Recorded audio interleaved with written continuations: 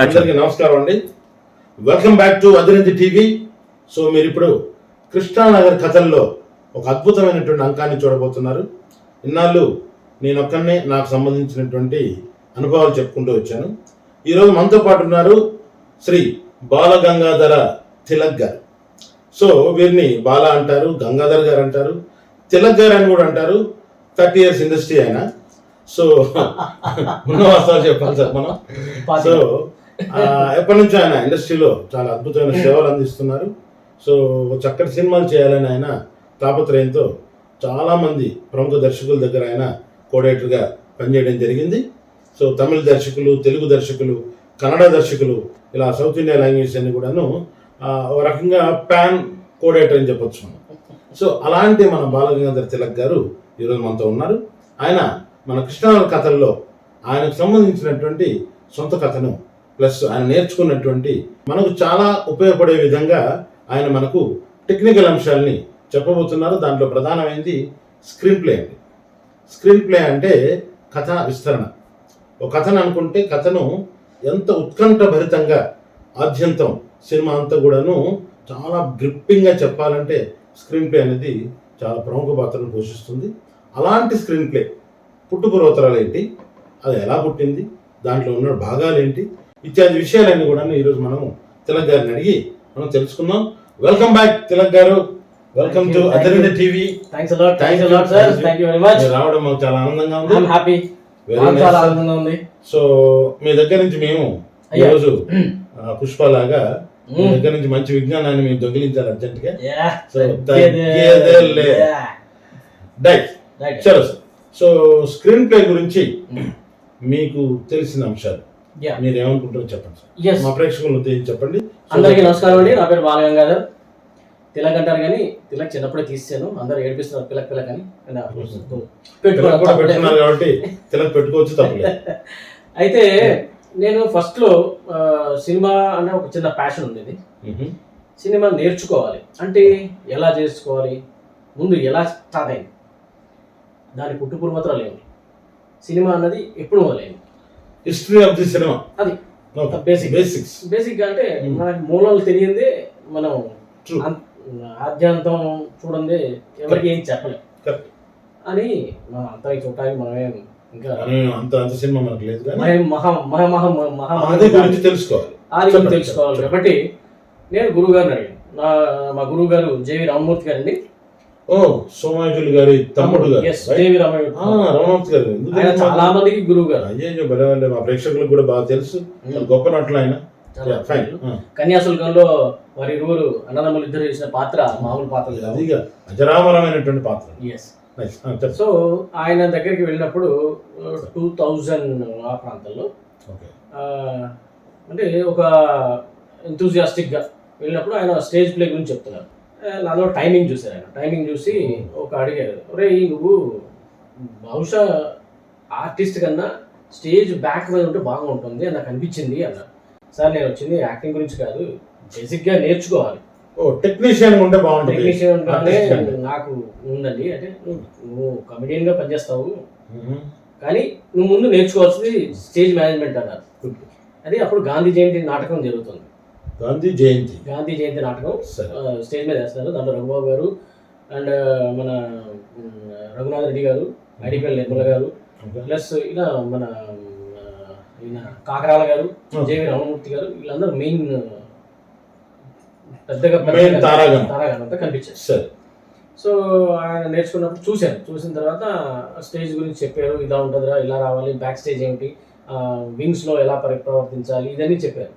Sir ఇవన్నీ బాగానే ఉన్నాయి, మీతోటి నేను ఈ స్టేజ్ ప్లే అంతా చేశాను, నేర్చుకున్నాను, కానీ నాకు స్క్రీన్ ప్లే అంటే ఏమిటి, ఓకే స్క్రీన్ ప్లే అంటే ఎలా నేర్చుకుంటారు ఏంటి నాకు చెప్పండి సార్ అంటే ఆయన స్క్రీన్ ప్లే అడుగుతున్నావు అంటే నువ్వు డైరెక్షన్ ఇంట్రెస్ట్ ఉన్నా సార్.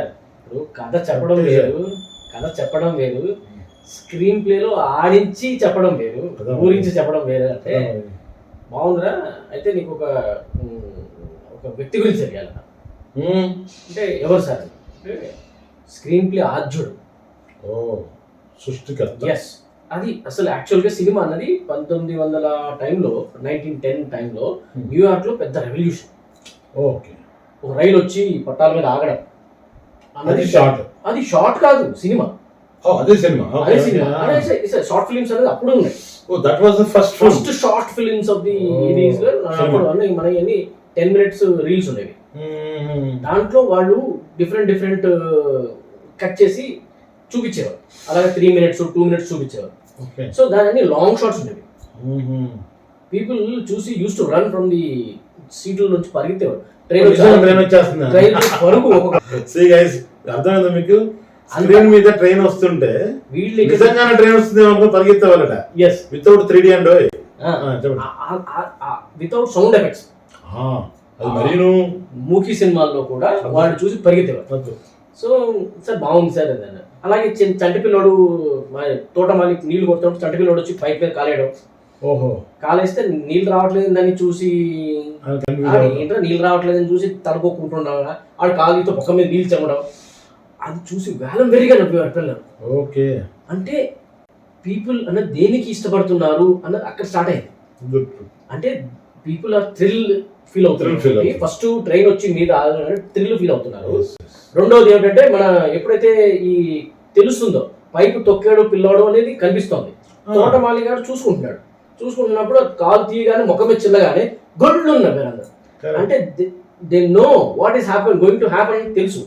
పైపు తొక్కగానే ముఖం మీద చిల్లితే నీళ్ళని తెలుసు. They know what is exactly screen play లో ఏం జరుగుతుందో తెలుసు కూడా నవ్వే. సో ఇట్లాగా దే క్రియేటెడ్ పీపుల్ లో సీన్స్ సీనిక్ అనేది క్రియేట్ చేశారు. సో ఇతను గ్రిఫిత్ అనేవాడు మనం ముందుగా చెప్పుకోవాలనుకున్న వ్యక్తి ఎవరంటే గ్రిఫిత్ గారు. Is a huge person. మన అందరికీ గాడ్ ఫాదర్ లాంటి. Huge person means is a very bad about. First director. Is a big personality. Editing, screenplay. Is the first ఆయన ద్వారాలో వచ్చింది. సో ఇతను న్యూయార్క్లో కొంతమంది ఔత్సాహికులు దగ్గరికి వెళ్ళి ఫిలిం నేర్చుకోవడం, కొన్ని నాటకాల కంపెనీ దగ్గర యాక్ట్ చేయడం అన్ని చేస్తున్న టర్మ్లలో వాళ్ళ బావగారు గ్రేస్ గారని ఆయనకు చెప్పి, బావ మనం కూడా సినిమా తయారు చేద్దాం, so let us make a film అని ఈ started searching for the place which has a light ఉండాలి, హ్యూజ్ మౌంటైన్స్ ఉండాలి అని ఒక మైండ్లో పెట్టుకుని ఈ started travelling from New York. Whereas New York climate ఎప్పుడు వర్షాలతో ఉండేది, ఎప్పుడు వర్షం పడుతుందో తెలియదు, ఎప్పుడు ఇచ్చేస్తుందో తెలియదు, ఏం చేద్దామన్న చిన్న తలపులో ఉండదు. సో అట్లాగా దే స్టార్టెడ్ సర్చింగ్ ఫర్ ఒకటి ట్రైన్ న్యూయార్క్ లో స్టార్ట్ అయితే అతను కాలిఫోర్నియా వరకు టికెట్ తీసేసుకున్నాడు. ఎక్కడ పడితే అక్కడ దిగుతా, ఎక్కడ నచ్చితే అక్కడ దిగుతా అన్నాడు. సరే అని చెప్పి ఈ ట్రావెల్ ఫర్ 1 week. చూడండి, at that time it was 20-30 speed line లేని అంతే కదా ట్రైన్స్ ఇప్పటిలాగా లేదు కదా. సో ఈ ట్రావెల్ ఫర్ ఎ వీక్, మళ్ళీ అటు రావడానికి ఒక వీక్ పట్టేద్దాం. సో ఇతను అలా చూసుకుంటా ప్రతి స్టేషన్ లో దిగడం, మన ట్రూప్ అందరం తీసుకుని దిగడం, మళ్ళీ ఎక్కేయడం, మళ్ళీ సూట్ కేసు దిగడం, మళ్ళీ పెట్టేయడం. It was a huge exercise. వీళ్ళందరూ తిట్టుకునేవాళ్ళు, ఈ ఎవడరా బాబు మనల్ని ఎంగేజ్ చేసుకున్నాడు, మనందరం కాంటాక్ట్ చేసాము, చచ్చేది మనకి ఏది లేదు అనుకుని ఇట్లాగా they went on by station station by station. At last 3 days 4 days week travel అయిన తర్వాత they found a place called California. California అనే ప్లేస్ లో దిగిన తర్వాత ఆ బ్రైట్నెస్ కి చూసి బెత్తరపోయాడు. సో నెక్స్ట్ ఎపిసోడ్ లోపల మరొక అద్భుతమైన విషయంతో మేము ముందుకు వస్తాను. అప్పటి వరకు థ్యాంక్ యూ, బై బై అన్నట్టు మీరు కంపల్సరీగా మా ఛానల్ని సబ్స్క్రైబ్ చేసుకోండి. అండ్ మాకు కామెంట్ పెట్టడం ప్లీజ్. నేను ప్రతిసారి చెప్తున్నాను, దయచేసి కామెంట్స్ పాస్ చేయండి. బాగున్నా బాగాలేదు, తిలక్ గారిని మాత్రం దయచేసి పొగడండి, ఎందుకంటే ఆయన చాలా మంచి వ్యక్తి. Until then bye bye, thank you, by.